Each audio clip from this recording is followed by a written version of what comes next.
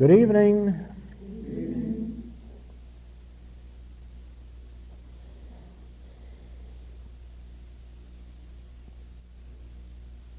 We might as well start our Maui work by returning to the two principles which we understand to be of such great importance in bringing to us our freedom from material sense, material from the limitations of the human mind, even of the human body. Freedom from living in the five physical senses, so that we may receive the impartations of the Spirit and live by grace.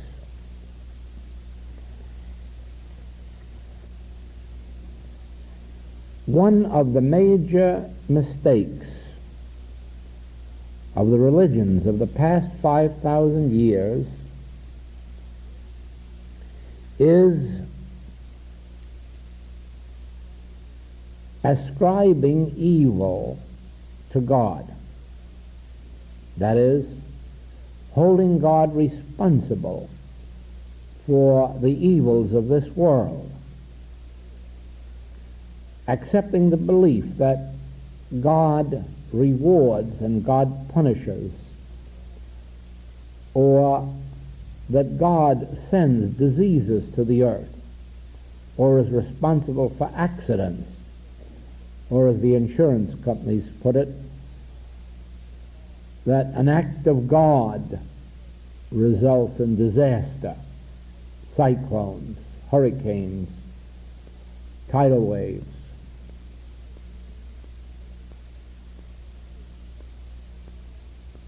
As long as an individual believes for a moment that God is capable of an evil act or deed, or visiting evil on his children, just so long it is impossible to love the Lord thy God with all thy heart, with all thy soul, and with all thy mind. No one can love God who at one moment may reward and bless, and who for no reason that we may be responsible for may visit horrible sins and diseases, accidents and death upon us. As long as we believe that God can send a storm, we must believe that God can destroy innocent babies and children who often are victims of those very storms. And so there is no way then to love the Lord thy God except one way, and that is to understand fully, to become convinced within that evil has no foundation in God, that evil does not have its rise in God, that neither sin, disease, accident, death, famine, storm, drought, that none of these come forth from God. Only in the degree that you can remove the foundation of evil can you become free of it. And it has its foundation in the theological belief that God in some way is responsible for it.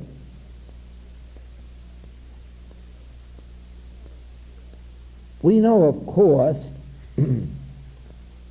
where this misconception of God came from. We know that back in the very earliest days of the Hebrew race, when there was no spiritual wisdom, very little of spiritual light, that they turned to God for their blessings, and they feared God for his cursings. You have this illustrated in the story of Noah and the ark, in which, because Noah was a good man, God was going to save him and instructed him to build an ark and fill it with cattle and birds and keep him and his family alive.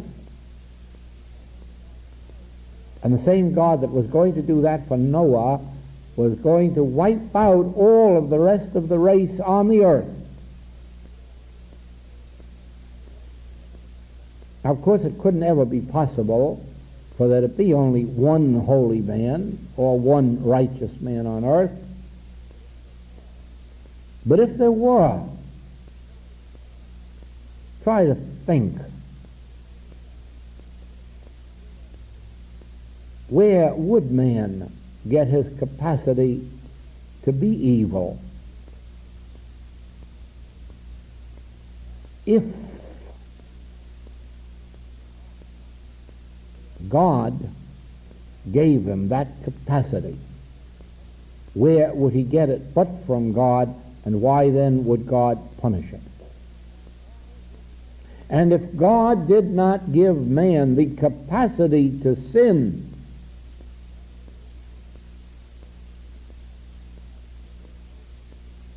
where would he receive this capacity, since God is his Father, his creative principle, and the source of all there is? But they had no such wisdom in those days. They had only the darkness of superstition and ignorance, and therefore they blessed God when he blessed them. They cursed God when they were cursed, believing that blessings and cursings came forth from God. Now, with the spiritual light, which was the consciousness of Jesus Christ, we are presented with a different God. A God in whom there is no darkness. A God too pure to behold iniquity. A God who demands of us, of men and women, that we be so pure that we even forgive our enemies and those who despitefully use us, that we pray for our enemies. He presents to us a God who instructs him not to hold the woman taken in adultery in condemnation, but to say to her, "Neither do I condemn thee, thy sins are forgiven thee."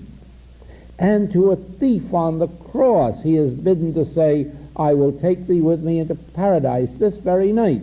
This is the God that Jesus presents. The God that demands of us that we hold no one in condemnation, that we visit no punishments, no sins, no diseases, no death on the sinner. What then do we know of God? Is not God greater than we? Is not the love of God greater than any love that we can express? Is not the wisdom and the justice of God greater than the wisdom and the justice of man? Therefore, to ascribe evil in any form to God is to make God lower than man. For of man it is demanded, "Be ye therefore perfect." We would never consider any man perfect who visited sins and diseases and death on other men. Not for any reason. Even in this modern day, mankind is developing enough love, enough understanding of the spiritual nature, that he is even doing away with the death penalty for those who commit murder. Well, now, if man is that just and that considerate and that knowing, think of God. How then could God demand death of you or of me for any reason, when we are that righteous that we no longer believe in death even for murderers? Think of that. In the same way that you witness in international relationships, how that instead of holding countries in condemnation to their faults, we turn around after they have warred with us, we turn around and finance them back into prosperity. We lift them back into cultural wisdom. If we do that, how much more so is God? How much more of love and of intelligence and of life and of purity is there in God? And therefore, to ascribe evil to God is sinful. It's blasphemous. Now, most of the evils from which we suffer have their foundation in a universal belief that God visits those evils upon us, either to punish us for something, or to teach us a lesson, or for some other reason, even as it is given in funeral services, God is calling this dear one home. He usually calls them home by way of a cancer or consumption or being hit with an automobile. And it is blasphemous to believe that that is the way God has of calling anyone home. And so you'll find out that the foundation of the evils that beset you are in the universal belief that God is responsible for them, and you and I are ignorantly suffering from unconsciously accepting that belief. We may never have consciously thought of it, but nevertheless, because it is in consciousness, we suffer from it. Now, to begin to set yourself free from the penalties of these universal beliefs, you must set God free of all responsibility for the sins, the diseases, the deaths, the droughts, the lacks and limitations of this world. You must begin to honor thy Father which is in heaven. You must begin to love the Lord thy God with all thy heart and with all thy soul, and love him in the realization thou art too pure to behold iniquity or to cause it. Thou art the very light of the world, and in thee is no darkness at all. Then, when you have a God wholly good, you have yourself wholly good. For I and the Father are one. Son, thou art ever with me, and all that I have is thine. All of the purity now, and the goodness, and the justice, and the love, and the forgiveness, all that you now have as qualities of God become qualities of man. For God and man is one. We go back to a former class in which we had a tumbler sitting on the table, and the question is asked, what is the nature of the tumbler? And even, is there a tumbler? Isn't it true that there is just glass? And the tumbler is merely a name of the form in which the glass is appearing? There is no such thing as tumbler. Tumbler is a name given to a certain form. But actually what is before you in the form of a tumbler is glass. Glass is its essence. Glass is its quality. How strong is the tumbler as strong as the glass of which it's made. How beautiful is the tumbler, as beautiful as the glass of which it's made. Oneness is our relationship to God. We are the form or the temple, but God is the essence of our being.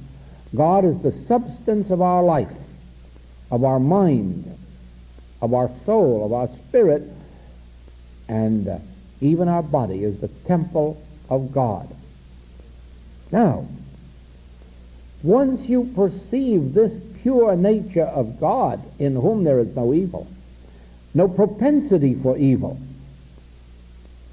you now have man, pure and upright, in whom is no propensity for evil, no capacity for evil, no source of evil, for you have God and man as one. Thou seest me, thou seest the Father that sent me, for I and the Father are one. The Father is greater than I, because the Father is the substance and essence, and I am the form.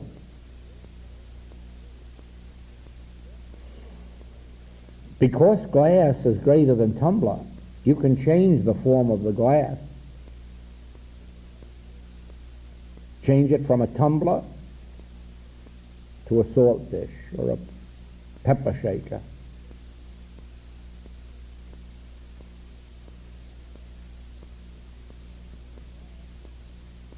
But the glass remains the quality, the essence, the character, the nature of whatever form it is formed into. And so God becomes the nature, the essence, the activity, and the law unto every form, including man, woman, child. Well, the nature of man, then, is the nature of God expressed individually. And therefore, if man is to cease being good and evil and to be wholly good, he must be the image and likeness, the showing forth of God. But then in order to be holy, God must be holy. In order for man to love his enemies, God must have no other feeling than love. For man to be forgiving, God must have no condemnation, no judgment, no punishment. You see then that the beginning of freedom for you and me is when we begin to have a God wholly good. A God from whom can go forth nothing but spirit, eternality, immortality, justice. Then, to be able to face every phase of discord, whatever form it may appear in, with a statement, "Be not afraid, it is I," would be immediately to take from evil its sting. Because it isn't evil, it is I. And in I, there is no evil. But if there is no evil in I, there is no evil at all. For I am the source. God is the source of all creation. And only God looked on this world, on what he had made, and behold, he found it very good. In other words, the goodness that was in God was in the goodness of his creation. But before you can wipe sin, disease, death, accident, poverty off this earth, injustice, you must first remove it from God as a propensity or capacity. Then you will have this universe showing forth God's glory. And God's glory will be wholly perfect. In the second principle, which is really an extension of the first, you have to have the realization of oneness as the glass and the tumbler, or as I and the Father are one. For this reason, that if you say God is wholly good, that still has no power in your life if you are separate and apart from God. God may be wholly good, but not you, unless you can perceive your oneness with God and accept, Son, all that I have is thine. Heir of God, joint heir to all the heavenly riches. Unless you can see that oneness, it would be like the Orthodox teaching that tells us that Jesus was wholly good, the Son of God, but not you or me. Then what good is Jesus' perfection if it isn't our perfection? It's of no value to us. Therefore, of what good would it be? What good would come from God being perfect if you and I were something or somebody separate and apart from God, subject under other influences? But you see, there it is. We are not something separate and apart from God. I and the Father are one. And Son, all that I have is thine, and I will never leave thee nor forsake thee. And therefore, in that relationship of oneness, the perfection of God is our perfection, and God's freedom from the capacity of sin, disease, death, lack, limitation is our freedom. Then you can say, too, why callest thou me good?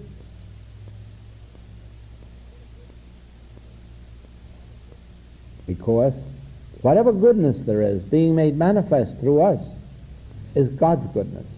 Whatever immortality is being made manifest through us is the immortality of God. Whatever of love, whatever of justice, is the love or the justice of God. Whatever of intelligence, His understanding is infinite. What good is that to you or me unless He and I are one? Then His infinite understanding becomes the measure, the capacity of my understanding. Only in oneness does that happen. And so the moment you begin to declare the spiritual, perfect nature of God, you are declaring the infinite, perfect, spiritual nature of your own being in your oneness from God, oneness with God. Well,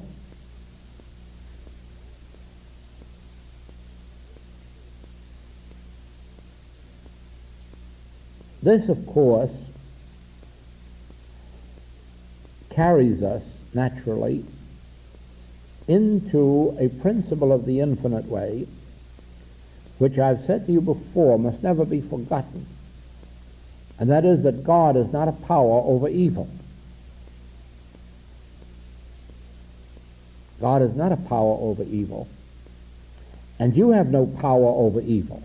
Even as Jesus said to His disciples, rejoice not that you have power over the devil.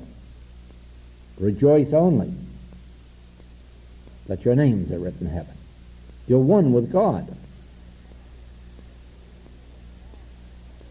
To believe that God is a power over evil is to believe that evil has an existence. And then you've either got to have God, the cause and creator of it, or you've got to have another cause and creator. And that does away with your omnipotence, omniscience, omnipresence. So in order to be consistent, you must have only one God, one creator. And then that one, without capacity, for sin or any evil condition. That brings you, you see, to where you can readily accept the infinite way teaching of no power, none power. We don't need a power over sin, disease, or death, because these have no existence in God. And if they have no existence in God, they have no existence. Then they can only exist as beliefs in the human consciousness that believes in two powers. Even believes that God has two powers, the power to reward and the power to punish, the power to give and the power to withhold. Do you see how you finitize God, how you limit God, how you make God a little bit of a thing when you make him something that has the power to give us sunshine or withhold sunshine? Gives us the power, give him the power to give us crops or withhold crops. You see, you make God really into some kind of a man. Just a man with a little more power.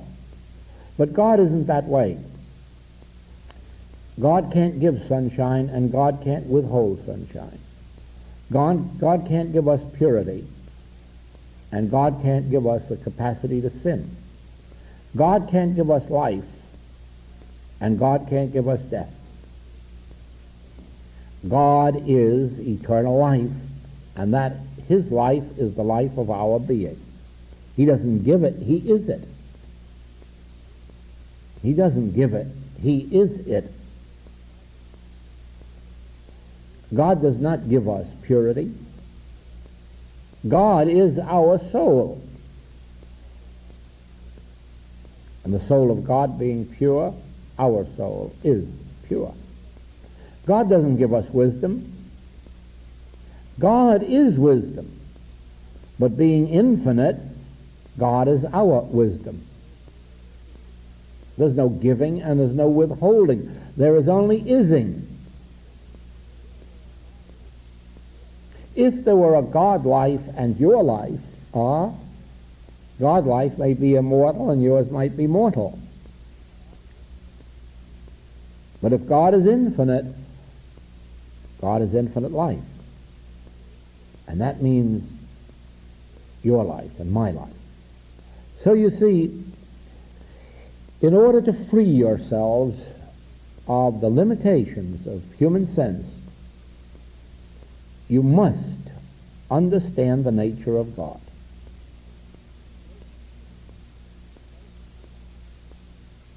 To know him aright is life eternal. And you'll find that this is true, that as you begin to know God as complete pure being, without any capacity to wipe out a nation or punish the sinners, a God that cannot visit disease on innocent people or guilty people, a God that cannot even permit conditions of disease or sin or war or poverty. Once you have that kind of a God, you have freed yourself, because the foundation for evil in your life is the belief that in some way God is the cause of it, the author of it, the creator of it, the maintainer of it. Know God aright, and you will have a God that you can love with all your heart and with all your soul, because you can look out on this world and witness its injustices, its sins, its disasters, and say, thank God there's no God in those. And when you have removed God from them, you've removed the substance from them, and they begin to destroy themselves. They begin to dissolve. The world must awaken. It must awaken to the realization of God in order to remove the foundation of evil from our lives. They try to even make believe that wars are righteous and that God is on one side or another. God on the side of people out killing. God on the side of people slaughtering innocent men and women and children. You know God is not in war. God is not in the whirlwind. God is not in the storm. God is in the still, small voice. God is never in any form of force, not by might nor by power, but by my Spirit. And therefore there is no evil where my Spirit is. For where my Spirit is, there is liberty. So it is then that you come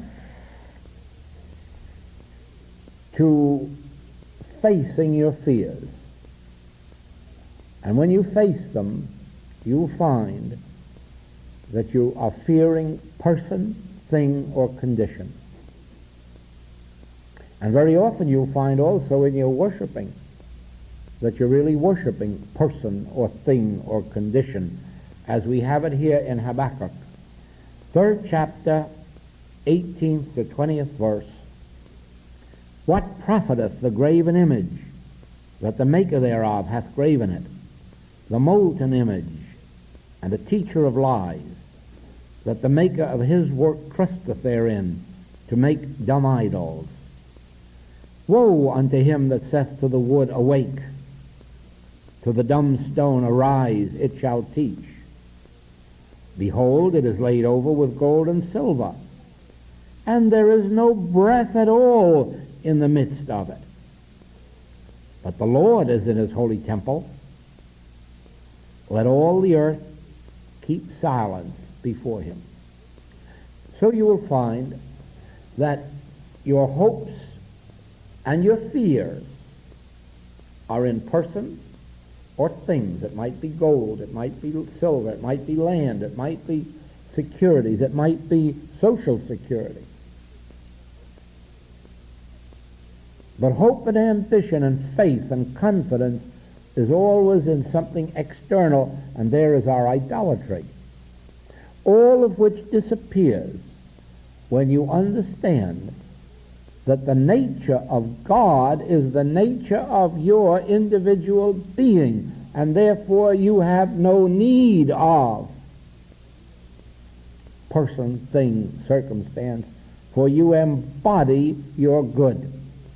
Son, thou art ever with me, and all that I have is thine. All that I have. Don't worry what somebody else has. All that I have is thine. Then, realizing that God is your very own being, how can you fear or love or hate gold or silver or germs or poisons or bullets or bombs? How can you fear that God's being, can be destroyed? And God's being is the essence, substance of my being. I may be the tumbler, the form, but God is the essence and substance even of my body. I shall not fear what mortal man can do to me. I shall not fear what mortal circumstance or condition can do to me. Why? Because God is the essence of my being, and in him there is no darkness. Therefore, in that of which I am formed, there is no capacity for negative in any form of any nature. But if I do not know the nature of God this way, how can I know the nature of my perfect self? If I do not credit God with being pure, how then can I say, I am the showing forth of God, therefore I am pure? For I cannot be any more pure than my source, my essence, my substance. Watch this simple principle. When you are witnessing evil in any form, in your own experience or in the world or your neighbors, smile within yourself and realize there's no God in this. This never had its rise in God. It has no God substance, no God law, no God life, no God being. It is the arm of flesh. And then let it dissolve itself and disappear from sight. Remove from it that which belief gives it life. That is the belief that it comes of God, emanates from God. God is responsible for it. But withdraw that. Be able to look at any situation and say there is no God in it. No power to sustain it. No spiritual power. No law of God to sustain it. Well, but there is no power but God. Then it must dissolve and disappear. And so it is that you can face any situation in life if you can remember, be not afraid, it is I. Nothing real exists but I and the forms or expressions of I. And whatever I am, all else is. Therefore I can look at the pictures of evil and say, no, there's no truth in you. I need not be afraid. There is only I. Well, you see then that this removes idolatry. It prevents you from loving, fearing, or hating that which has form. Because you know the real essence of all form is God. And any erroneous appearing form has no existence except in the belief in two powers, or except in the belief that God caused it. And once you remove God as the cause and foundation and source of it, you have begun its dissolution. Well, these are the two principles which I know bring freedom to us more quickly than most others, maybe more quickly than any others. The moment we can see that God is no part of the errors of this world.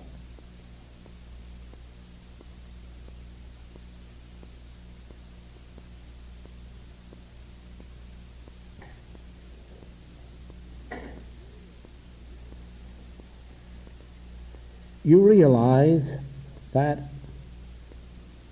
we are given the book Practicing the Presence as the first book to recommend to beginners. The only reason we didn't start with it is we didn't have it in our earliest days of study. But now we do recommend that book to everyone starting on the path, and the reason is this. You must understand this very well. As human beings, we are living a life separate and apart from God. We're living our own life. We're living life the way we've been taught by parents or teachers or ministers. We're living our own lives. And there's some amount of good and some amount of evil, some amount of the positive and some amount of negative in all of our lives as humans. And we have no positive principle through which to live because we have never learned of the omnipresence of God. That where I am, God is. That the place whereon I stand is holy ground. That the presence of God is within me. Therefore, the very first step that we must give to those seeking on the path is this assurance that there is a God closer to us than breathing, nearer than hands and feet, that wherever we go, God goes with us. If we mount up to heaven, we find God there. If we make our bed in hell, we find God there. If we walk through the valley of the shadow of death, we find God there. And so we bring to the young student, first of all, the assurance of a God in the midst of him or her, even as there is a God in the midst of you and of me. And we turn the student's entire attention on this truth of omnipresence and of the fact that this presence of God is the only power, and that it is the bread, the meat, the wine, and the water. So that the very first step in every student's spiritual ascension must be the realization of an indwelling Spirit of God. Ah, yes. But after they have come to some little awareness of it, there comes this point that we have been taking up tonight. What is the nature of that God that is with us? Is the presence of God with us going to reward us? Is it going to punish us? Is it going to heal us? Is it going to visit iniquity upon us unto the third and fourth generation? And only after a student has really attained the realization that there is the presence of God in me, the Spirit of God in me, the indwelling Christ that Paul taught, only then can we begin to give them these principles of the nature of God, so now they can realize, since there is no place in God for evil, no ground in God, no foundation in God for evil, this God that is with me is a wholly good influence, a perfect influence, an influence for my freedom, for my joy, for the infinite nature of good in my experience. Now it is that we begin to reveal the nature of God. To try to reveal this to the young student doesn't succeed, because the young student is indoctrinated with his concepts of a God that gives and a God that withholds and a God that punishes and a God that rewards. And you can't at first break that through teaching. But after you've brought to them an experience of God's presence and they've actually felt it, then they can accept the fact that it's wholly good, and in him is no evil at all.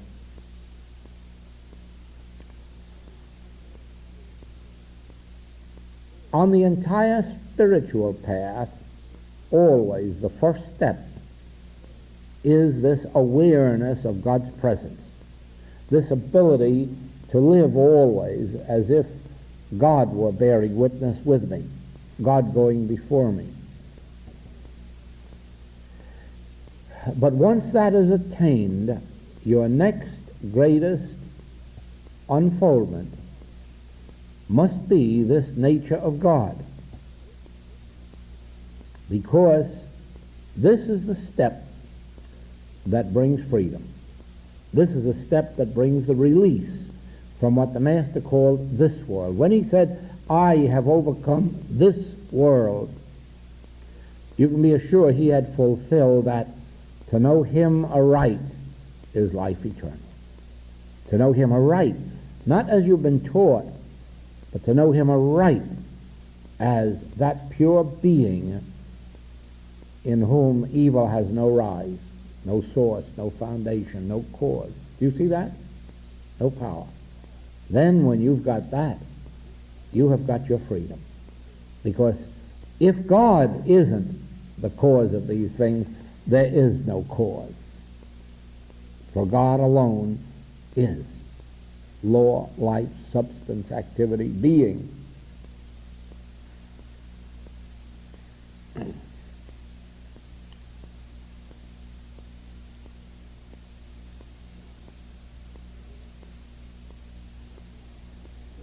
This, then, likewise makes it possible to overcome idolatry, because when you have this God of purity, you have no person and no thing to fear, because there is no person or thing which has derived any qualities of evil, not from God.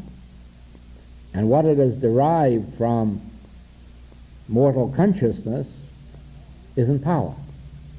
If it isn't of God, it isn't power. Then we can say to it, in every appearance, in every form, so what? If it isn't of God, it isn't power.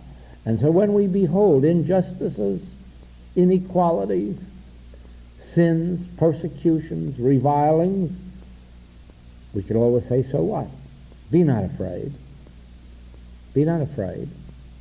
None of this emanates from God. Therefore, Pilate, thou couldst have no power over me.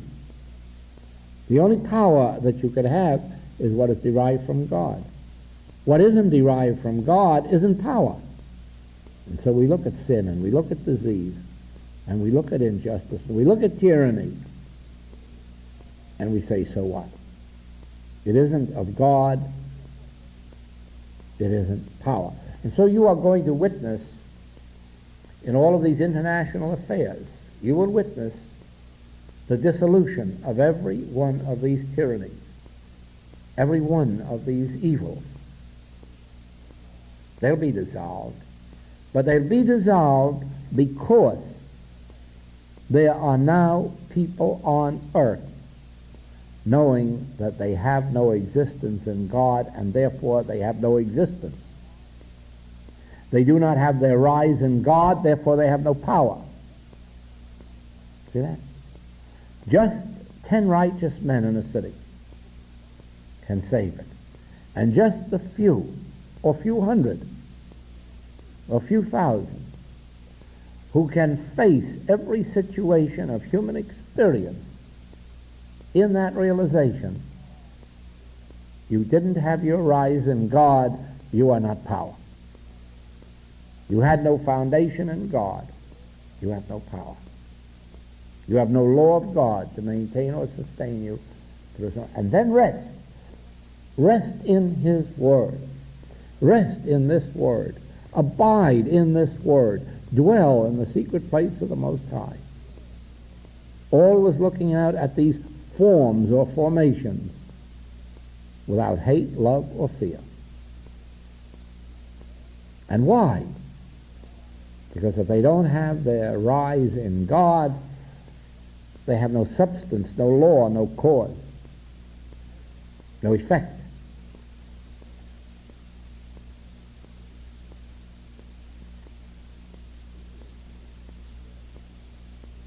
You will prove in your individual experience the degree of freedom from these universal beliefs or claims. And the moment you do, remember that you are beginning to free your neighbor. Not because he asks for a treatment, and not because you give him a treatment, but because you merely look at him in his sins or diseases and smile within yourself. This has no rise in God, no foundation in God. It has no law of God. Be not afraid. See that? As you begin to see how here and there a friend, a neighbor, or as I have told you, in the schoolroom, proven that disease has no power in the schoolroom if only the teacher is aware of the truth. So you will see that you become the power in your community.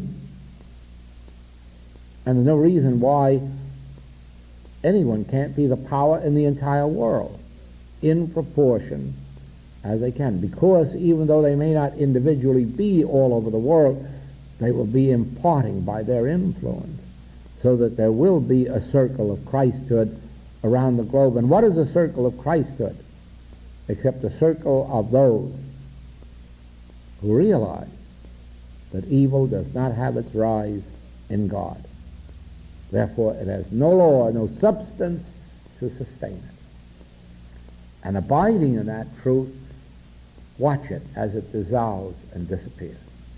That is the circle of Christhood. Those who do not accept evil as real, because they do not accept evil as having a foundation in God.